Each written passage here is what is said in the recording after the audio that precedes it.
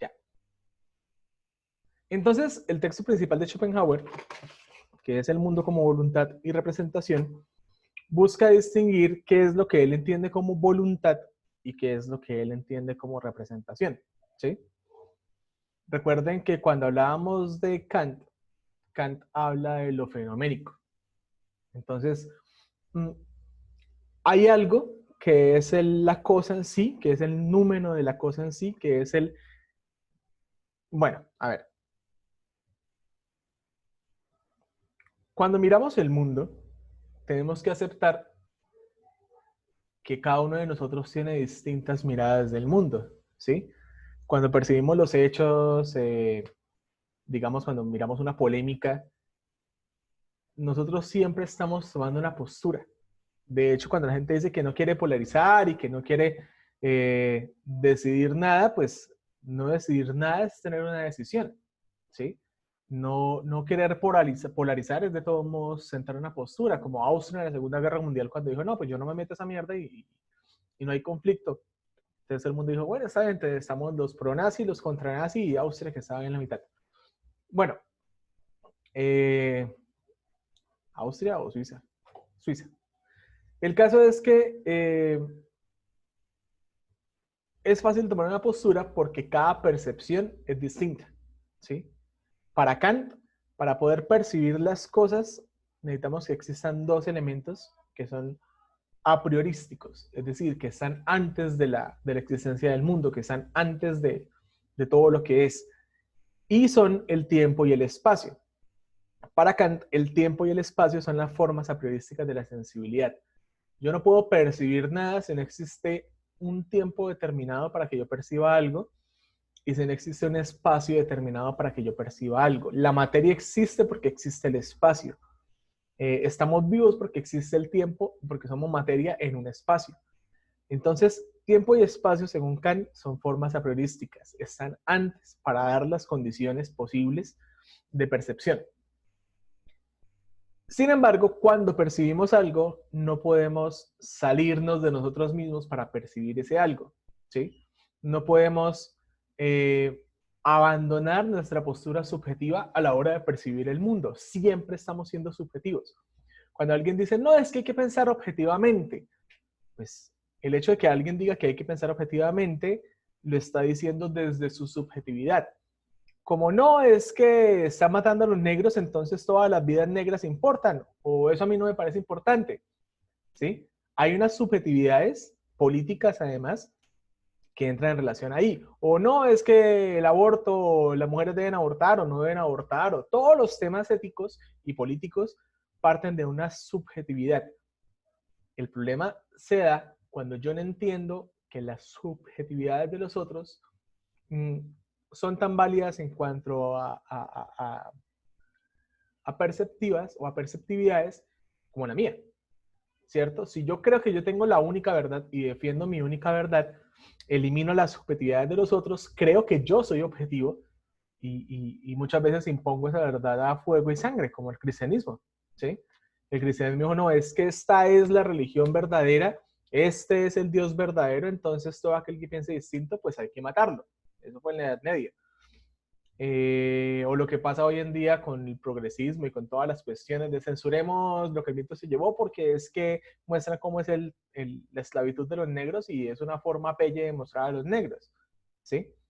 Ok, entonces, recapitulando. Antes de hablar de Schopenhauer, tenemos que hablar de Kant. Kant dice que todo lo que percibimos lo percibimos gracias al tiempo y el espacio. Sin el tiempo y el espacio no hay posibilidad de percepción de nada. Y que lo que percibimos es algo siempre subjetivo. Por eso Kant distingue, ¿sí?, del númeno y el fenómeno. Y eso ya lo habíamos hablado y creo que ya está claro. El número es la cosa absoluta en sí, lo que significa ser John Gómez para todas las personas que han conocido a John Gómez y para yo que he sido John Gómez toda mi vida y que seré John Gómez hasta que me muera. Ese es el número. Pero ¿quién puede conocer ese número? Nadie, absolutamente nadie, porque mi familia tiene una percepción distinta de mí, mis amigos tienen una percepción distinta de mí, mi pareja tiene una percepción distinta de mí, mis compañeros de trabajo tienen una percepción distinta de mí y yo mismo he crecido generando distintas percepciones de lo que yo soy, ¿sí? Y obviamente yo no sé qué va a pasar en el futuro y cómo me voy a ver yo a mí mismo en el futuro y cómo me verán otras personas en el futuro. Entonces, dice Kant, a pesar de que el número existe, porque el número es el que permite que la cosa exista, ¿sí? Mi visión siempre es subjetiva, siempre es un fenómeno. Yo nada más puedo acceder al fenómeno de la cosa, que es mi percepción personal, no al número. ¿Eso está claro para todos? Sí, señor. Señor. ¿Está claro para Leslie y para Joseph? Ajá. ¿Para Camila también? Y al resto le da pena hablar. Son chicos muy apenados. Sí. Bueno. Entonces ahí viene Schopenhauer. Schopenhauer dice, el mundo es voluntad y representación. Ese es, digamos, el texto principal de Schopenhauer. Entonces, ¿qué significa que el mundo sea voluntad? ¿Qué es la voluntad según Schopenhauer? Para Schopenhauer, la fuerza que vive a través de nuestros actos tiene el nombre de voluntad. O sea, lo humano. Yo, John Gómez, personifico lo humano. ¿Será que yo puedo reducir todo lo humano, la experiencia del humano, a mí como persona? No, ¿sí? Yo solamente soy una representación de lo humano. Y la representación es eso, el mundo tal cual lo conocemos a través de los sentidos. Miren que en la poesía busca es eso, ¿sí? Busca es, de algún modo, llegar al número, ¿sí? Desde las percepciones. Entonces, un poema es bueno cuando el poema puede contactar o puede conectar con todas las personas que lo leen.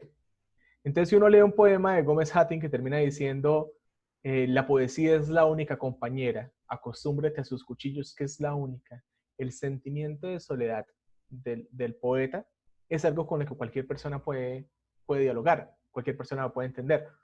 Esa es la representación, pero lo que se esconde detrás de esas palabras, detrás de una obra de arte que hace que universalmente sea arte, es la voluntad, ¿sí? Es ese algo que nos compete a todos, es como ese elemento general. La capacidad de hacer el bien, por ejemplo, la capacidad de amar, el miedo a la muerte. Eso es algo que va detrás de cada una de nuestras experiencias personales como seres humanos. Entonces, la voluntad es la fuerza que vive a través de nuestros actos y que nos hace desear cosas. Como deseamos cosas, hacemos cosas, ¿sí?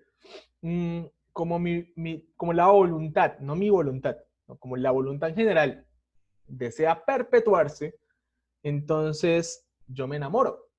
Y como me enamoro, pues tengo hijos. Y esos hijos que tengo, que son el producto del amor, el producto del deseo sexual, el producto de, no sé, el producto pues del deseo en suma, ¿sí? O sea, puede ser que lo que me lleve a mí a tener hijos sea un accidente porque tenía ganas de tener sexo con alguien y pasó. O puede ser que yo quiera construir una familia, entonces pasó. O puede ser que yo sea un violador y quiera violar a alguien y quedo embarazada. O puede ser que sí. O sea, no importa cuál sea la razón, la perpetuación de la especie es un efecto de la voluntad que siempre se está perpetuando y que por eso nos hace desear. ¿Qué pasa con nosotros los seres humanos? Una de nuestras mayores maldiciones y al mismo tiempo bendiciones es la mortalidad, ¿sí? Piensen por un momento. Uno desea muchas cosas, siempre está deseando, y más aún en una sociedad capitalista, que el mercado lo hace a uno desear un montón de cosas. Uno siempre está deseando las cosas, y muchas cosas que desea no las puede obtener. Ser más alto, ser más flaco, ser más blanco, ser más moreno, qué sé yo, más voluptuoso, lo que sea. Ese deseo nos empuja a hacer las cosas para lograr lo que queremos. Es más, colocamos nuestra felicidad al otro lado de las cosas que pensamos que queremos o que creemos que al conseguirlas nos van a hacer felices. Y la mortalidad es como esa línea como el límite, ¿no? Como, bueno, yo tengo que hacer todo porque es que yo me voy a morir a los 40 años. Entonces yo tengo que vivir mi vida, ¿sí? Y vivir mi vida es tratar de satisfacer los deseos que tengo en mi vida. Si yo deseo estar con alguien, pues busco a alguien. Si yo deseo dedicarme al estudio, pues estudio. Pensamos la muerte como el fin de la existencia humana, obvio, y como el fin de toda posibilidad. Y muchas veces no queremos morir. Yo, por ejemplo, no quisiera morirme nunca, ¿sí? Eh, pero morir implica que tenemos un tiempo específico para conseguir lo que deseamos y luego ya se acabó, ¿sí? Incluso, pues, si ustedes creen en la vida eterna, de todos modos, la vida eterna no es igual a la vida material. O sea, no es que usted tenga que conseguir una pareja, no es que usted tenga que conseguir la aprobación de unas personas que van a ver sus estados en Facebook, no es que usted tenga que conseguir dinero para darse una mejor vida, ni nada de eso. Ya es otro cuento. El problema pasaría, o digamos que la cuestión se resignificaría si viviéramos para siempre. Entonces yo les preguntaba, ¿cómo se relaciona, por ejemplo, la filosofía de Schopenhauer con la figura de Drácula? Y Drácula es una vaina muy brutal porque es el epítome de lo humano, ¿sí? O sea, Drácula es una persona que ha trascendido su mortalidad, porque es inmortal, porque no puede morir, y está muerto en vida.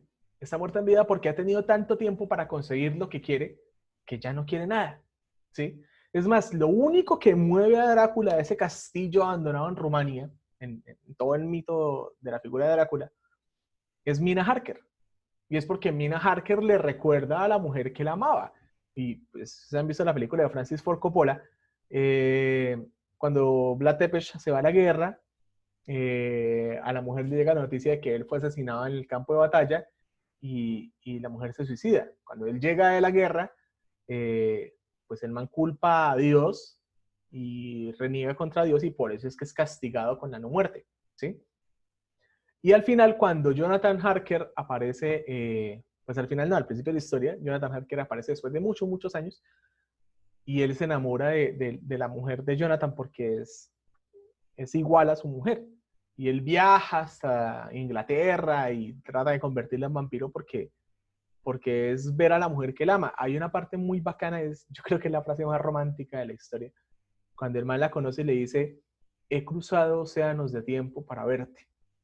Y es una mierda muy hijo de puta. Es como decir, mire que llevo toda la vida queriéndola, usted murió, pero ahora la encuentro en otra persona y esto es lo que verdaderamente deseo. Entonces, en Drácula, la voluntad toma la forma del aburrimiento de la eternidad hasta que aparece algo que lo saca del aburrimiento y ese algo pues al final termina siendo la causa de su muerte, porque él busca a Mina y trata de convertir a Mina y mata a Lucy, es que Drácula es asesinado. Bien, entonces, ¿qué pasa? ¿Será que estamos condenados solamente a hacer cosas? ¿Será que no podemos ser otra cosa más que títeres de la voluntad? Schopenhauer ve mucho de las doctrinas de Oriente y dice, el problema acá es el deseo, ¿sí? Deseamos cosas, pero no podemos obtener todas las cosas que deseamos. ¿Qué genera eso? ¿Qué creen ustedes que genere eso?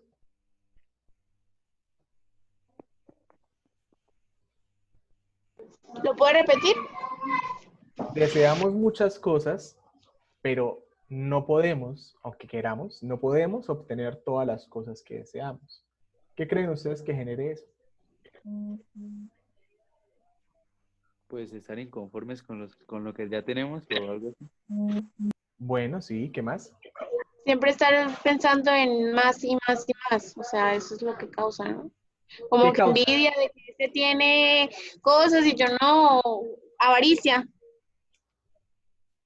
Hay una emoción específica que quiero que me digan.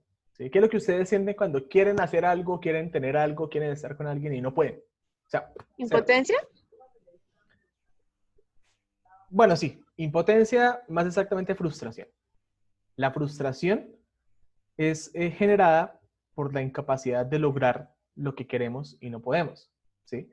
Eh, de hecho, uno de los problemas más grandes de su generación, ¿sí? De los Centennial, es que ustedes son más incapaces de tolerar la frustración porque están en un mundo en el que todo es más inmediato.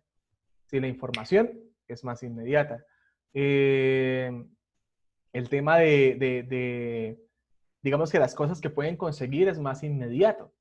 ¿Sí? Mi mamá y la familia de mis tíos En su época, mi abuela les hacía la ropa, no tenían internet, tenían pocos libros, o sea, eso era ser clase media. Ahora pues tenemos internet, podemos comprar ropa, podemos adaptarnos a un modelo de vida que nos es importado desde el exterior. Entonces todo es mucho más inmediato. Estamos ahora más acostumbrados a tener lo que queremos y cuando no lo tenemos, como por ejemplo cuando el internet se va y 5 horas y no hay internet en la casa, pues la gente se frustra. Esa frustración y esa incapacidad de tolerar la frustración es lo que lleva a muchos pelados de sus edades a terminar suicidándose. Porque no son capaces, especialmente en las clases altas, donde obviamente son más mimados y todo el tema, no son capaces de tolerar el no tener cosas que quieren, el no tener lo que quieren. Dice Schopenhauer, es que a todos nos afecta la frustración. ¿Cuál es la única forma de yo liberarme de la frustración de no tener lo que quiero?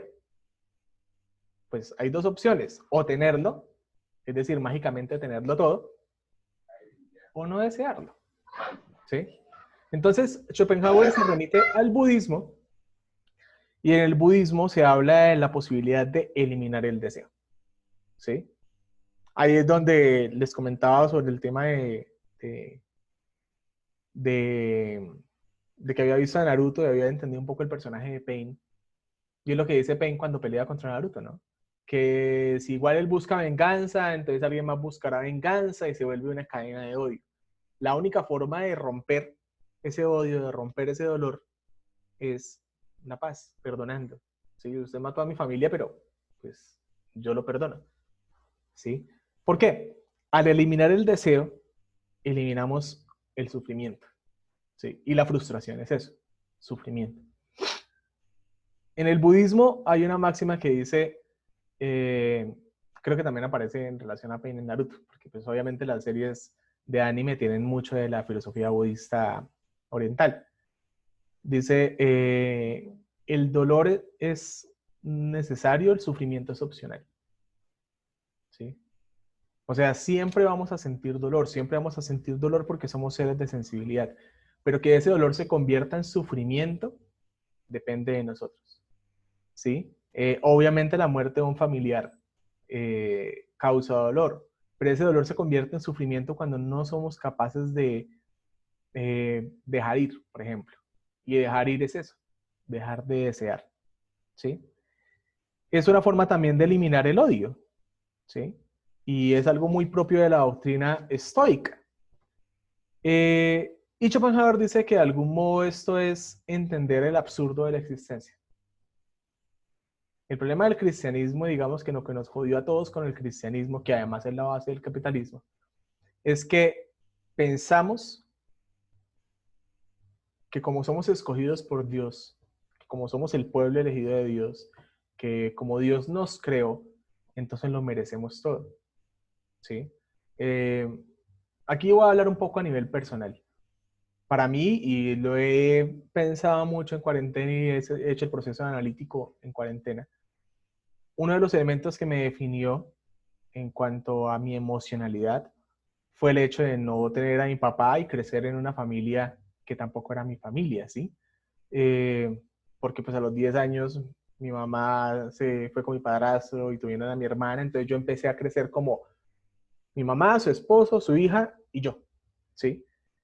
Y toda esa frustración y todo ese sentimiento de abandono, pues viene de la idea de que uno merece cariño, uno merece unos padres, uno merece ser amado simplemente por existir. O sea, uno lo da por sentado, ¿sí? Y uno culpa a los papás y dice, no, pero es que entonces, ¿para qué me trajo al mundo? Pero es que tal. Y eso es lo que explica Schopenhauer. Dice, bueno. Acá hay algo más grande que todo eso y es la voluntad, ¿sí? No hay forma de evitar que la voluntad se perpetúe a lo largo de nosotros, porque digamos que está irrigado en toda la existencia misma, en todos los seres que viven.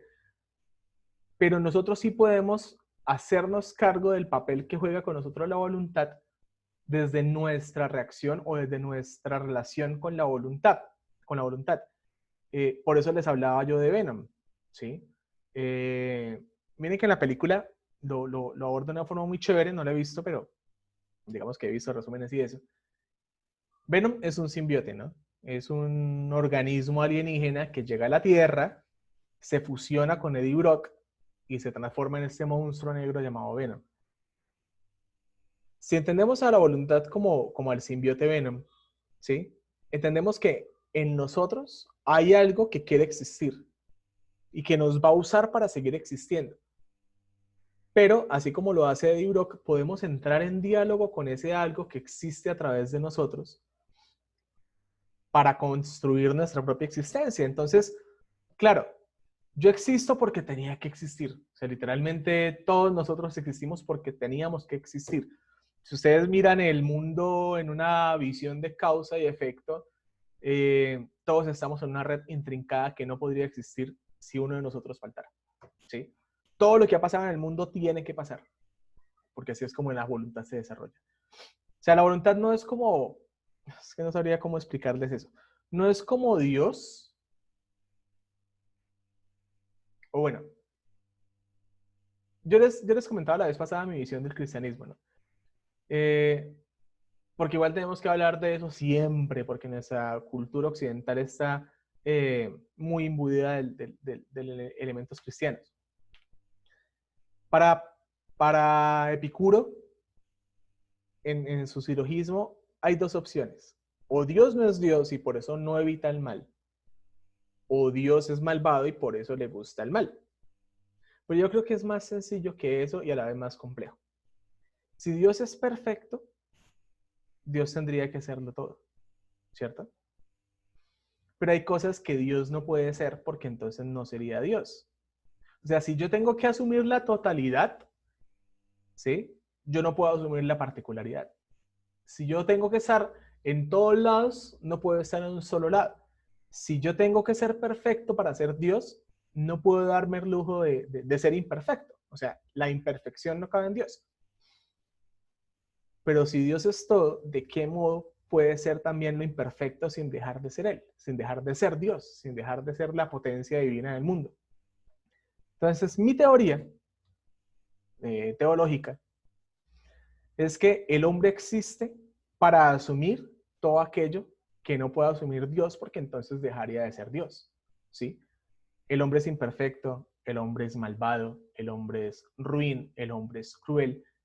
Obviamente, también el hombre es bondadoso y el hombre es filantrópico y todo el tema. Pero entonces, digamos que todas las bajezas de lo humano están ahí para ser parte de ese todo que sería Dios y que sería la voluntad. Porque pues podemos entender que cuando Schopenhauer habla de voluntad, puede estar hablando de Dios. Entonces, la voluntad es esta fuerza que existe, que quiere existir, pero existe a través de nosotros, ¿sí? Que somos la representación de esa voluntad. Por eso para Schopenhauer el mundo es voluntad y representación. La voluntad es lo que está detrás sosteniendo al mundo. Y el mundo, como representación, es todo aquello que vemos. Y nosotros decidimos hasta qué punto somos presos de los deseos de perpetuarse de la voluntad, ¿sí? Por ejemplo, el deseo sexual. Yo decido hasta qué punto me controla el deseo sexual o lo controlo yo, lógica y conscientemente. O hasta qué punto voy a dejar que mi pasado incida en mi presente y no voy a ser capaz de tener relaciones con ningún ser humano, relaciones humanas me refiero, porque mi papá me abandonó y crecí en una familia en la que siempre sentí que estaba sobrando. Entonces, a ese punto es que tenemos que entender la relación que tenemos con la voluntad. Y a ese punto es que dice Schopenhauer, el mundo es un absurdo porque las reglas que nos están dando no están dadas para que cada uno de nosotros sea feliz. O sea, es imposible, ¿sí? Las cosas van a pasar porque sí. Las cosas van a pasar así no queramos. No vamos a poder tener lo que queremos porque es que es imposible, ¿sí? Si yo pienso el mundo desde ese absurdo y tomo una postura en la que digo, listo, el mundo puede ser absurdo, porque entonces yo construyo mis propias relaciones de significancia con los otros a partir de mi propio análisis del mundo y el propio análisis de mis conclusiones. Entonces yo lo que hago es salirme de ese absurdo y empezar a tener un poco más de control sobre mi vida, ¿sí? Eh, Hay personas que lo ven simplemente desde lo teórico y lo metafísico. Para mí la filosofía tiene un sentido mucho más pragmático y político. Y esa es mi conclusión final de Schopenhauer, ¿sí? A pesar de que existe una voluntad que se perpetúa a través de nosotros como Venom, ¿cierto? Nosotros podemos entrar en diálogo con esa voluntad tomando decisiones en las cuales, si bien no podemos frenar la voluntad y su deseo de perpetuarse, podemos establecer los parámetros en los cuales yo construyo mi propia existencia. O sea, o yo soy infeliz porque soy pobre y no puedo comprar cosas que supuestamente me van a hacer feliz, o simplemente me da lo mismo comprar cosas y dejo de preocuparme por ello y centro mi felicidad en otras cosas. Que me decía una persona que qué tipo de felicidad tenía ella si todo el tiempo estaba vigilada por sus padres y él no era capaz de ni siquiera salir de la esquina porque la controlaban demasiado. Yo le decía, bueno, pues tiene que construir su felicidad en otro elemento, ¿sí? En otro elemento que no sea exactamente lo que usted quiere en este momento. Eh, y esa es la visión de las doctrinas de Oriente y de las filosofías de Oriente, ¿sí? Por ejemplo, ¿por qué no podemos ser felices simplemente por existir? Porque han pasado 3, 4 meses de cuarentena y seguimos vivos. Porque tenemos unas relaciones que si bien no son perfectas, las tenemos. O sea, pudo mi papá pudo haberme abandonado, crecí en una familia en la que sentí que sobraba, pero pues crecí, sí, o sea, no me mataron, no tenía un techo bajo el cual dormir, sí. Pude estudiar algo que quería y después empecé a construir mis propias condiciones. Entonces, es eso. Digamos que la conclusión final con Schopenhauer es, a pesar del absurdo de la existencia, y para no caer en el aburrimiento porque tenerlo todo sería muy aburrido, porque no tendría sentido entonces vivir, una forma de eliminar el dolor de la existencia, o más bien de bajar del tono del dolor, estaría en mediar en el deseo y mediar en las emociones y mediar en la capacidad de amar y en la capacidad de odiar inherente a todos nosotros. Que eso es prácticamente lo que dicen los estoicos. Convertir nuestro espíritu en nuestro propio asilo para poder resistir el mundo y todas sus barbaries. Muy bien. ¿Alguna pregunta, algún comentario?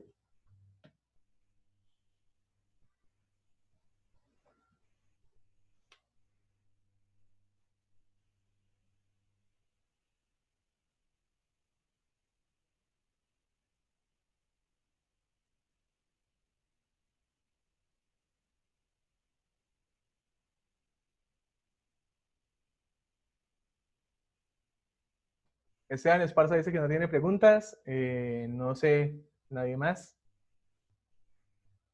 Si está clarísimo, como el agua.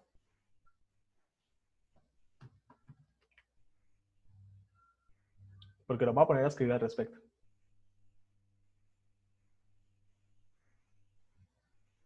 Joseph. Tengo una. Bueno, hágale. Schopenhauer siempre pensaba por lo capital, ¿Cómo así? o sea, siempre partía como un pensamiento capital.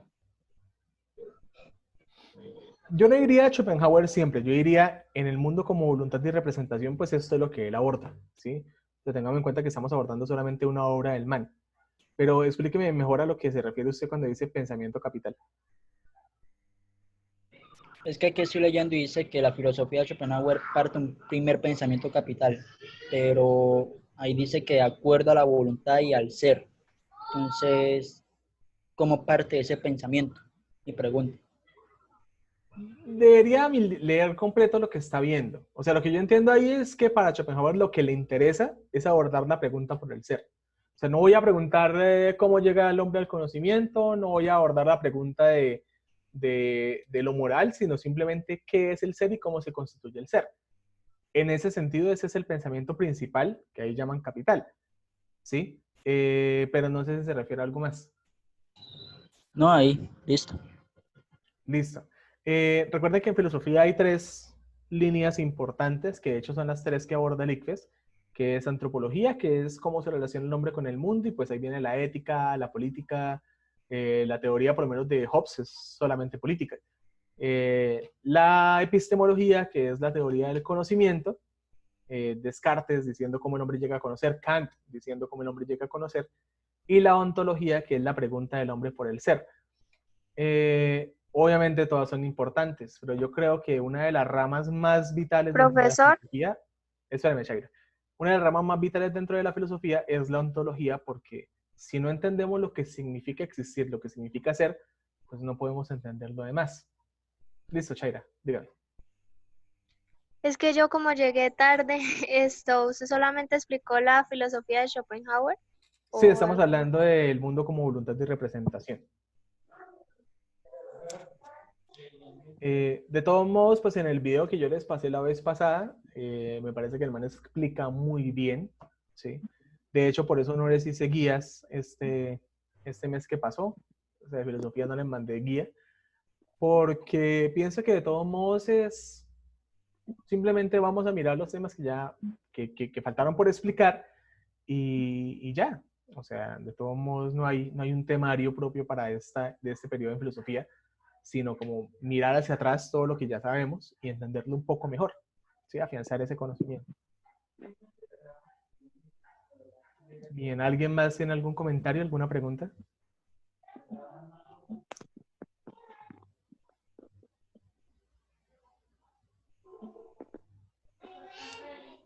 Bueno, yo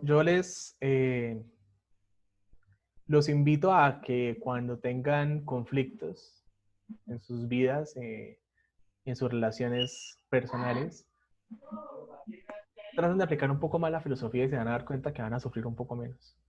Porque lo que esta gente durante 3000 años ha hecho es eso, o sea, es como tratar de encontrar respuestas al hombre en general, a la forma en la que pensamos, sentimos, queremos, deseamos, odiamos, tememos y demás. Nos organizamos y todo esto.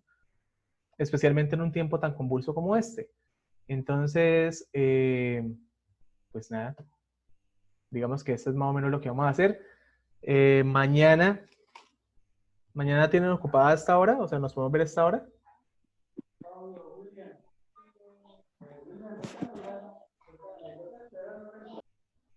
Asumo que no.